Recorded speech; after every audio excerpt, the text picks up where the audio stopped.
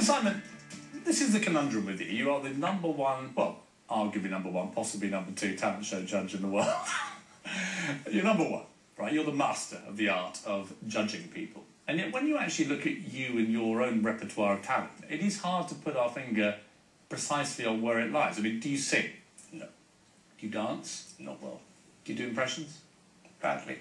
Can you act? No. Can you do trapeze acts? Yes. Juggling? Managed that a few times. Fire eating? At times. Neither do. I know your point. If you were coming on America's Got Talent, yes, which is one of your shows, well, I wouldn't. What would you declare as your talent? If you had to. Well, I wouldn't. On pain of death. What would you say was your talent? I'm good at spotting somebody else. Apart from that, what is the tangible talent? You don't need anything else. But you wouldn't get through the first round with that. Well, I wouldn't try. No, but if you had to. No, you're missing your own point, Piers. I'm not. No, you did. I know the point you're trying to make. You're saying you can only spot talent if you're talented. No, I'm not saying that. Yes, you are. I'm just saying you are involved in the talent show genre at a high level. Yes. If you had to produce your own talent, do you have a secret one we don't know about? High diving.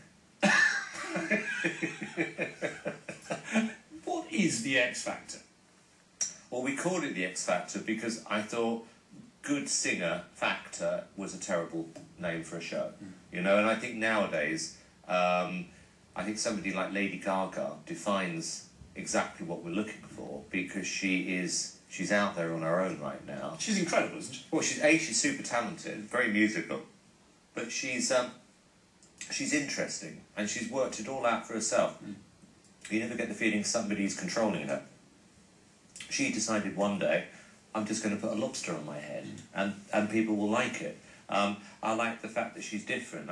She's not the best looking person in the world, she's not the best singer in the world, but she is a total, utter star. And that is an example of what the X Factor is.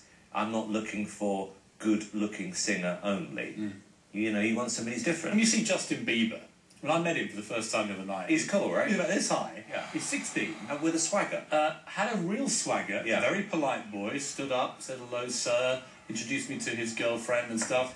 I was very impressed by his poise. But then I watched his movie, and fascinating. I mean, this boy gets modern culture. Yeah.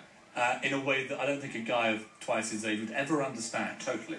No, funny enough, I actually want kids who come on our show to educate me, not the other way around. I don't want to tell a 15 or 14-year-old what they should be doing. I want them to tell me. And that's what I got when I met Justin Bieber for the first time. What do you make of him?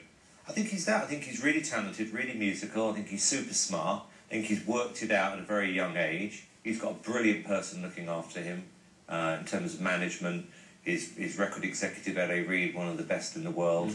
They're a great team. And I also like the fact on this show you could find a 50, 60-year-old singer who, for whatever reason, lost his or her chance and wants another crack at the big time. I mean, you and I have experienced it with Susan Boyle. Well, I was going to say, we had an extraordinary moment. In fact, we can play a quick clip from that now of Susan Can we Boyle. have this part? And how old are you, Susan?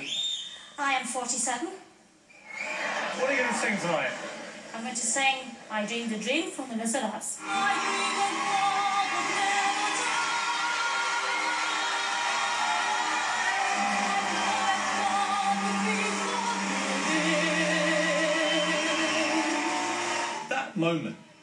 That moment was quite extraordinary. And the reason I knew it the second of she came course on. you did. I had a feeling You didn't know, Simon, because you turned to me and you were laughing, and I was laughing as well, and we both thought this was a preposterous moment where this little old lady or middle-aged lady from Scotland was just going to come on and be a complete train wreck, didn't we? I know. And we were humbled. 16 million records later. Wasn't it amazing? Yeah. No, genuinely. I mean, this idea that you've got to look a certain look, that you've got to be a certain age, is ridiculous. The music business today spans, you've got Willow Smith at 12, you've got Susan Boyle at 46, you've got groups in the middle selling millions and millions of records, and this show has to reflect that. It has to be like the music business essentially is. There are no rules. You can't put boundaries around it. You can't say, if you're over 28, you can't have a hit. I mean, it's crazy. And Susan Boyle changed the rules of the music industry, almost single-handedly. Well, no record company would have signed her if she'd have, she wouldn't have got an appointment.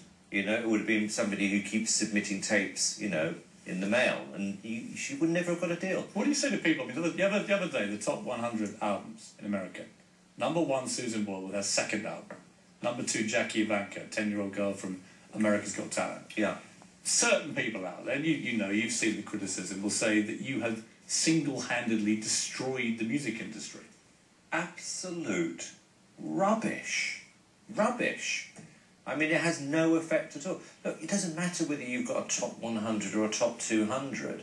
You know, what you want is people back into stores buying music. I mean, how can that be a bad thing? Elton John gave you a bit of a whack the other day. What did he say? He's a similar kind of thing, saying that it was very hard for anything outside of mainstream music to get a hit record now. Well, look, this is somebody who charges, what, $1 million a private gig? $2 million? You know, I don't know whether he's concerned about himself. Maybe it is. But they always bleat on that we're not giving other people a chance. And I always want to say to them, I'll tell you what, you've just made $1 million of your last private gig. Go and give it to a bunch of young musicians you care about, put them in the studio, go and nurture them, go and spend some time looking after them, then I'll buy your argument. They're only worried about themselves. Does any part of you, you're being very soft... I'm not bitter about this at all. Of course. You only hit a nerve. Why did they say bad things about me? We're going to come back after another short break, and I'm going to ask you more secrets, including who are the judges going to be on X Factor.